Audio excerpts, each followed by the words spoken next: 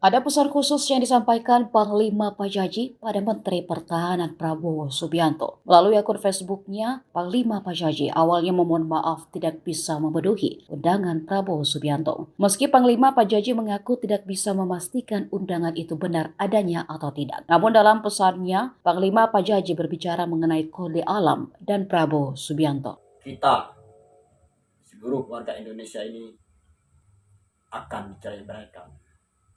Seperti itu Pak. Karena semua itu dan semua nubuatan-nubuatan tentang dirinya sedang digenapi dan terus berjalan. Dan terang itu tak akan lama lagi akan datang dengan bala tentaranya.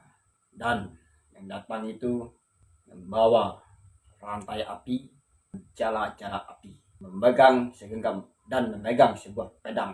Dialah yang akan datang. Dan kode-kode alam yang saya masukkan dengan Pak Prabowo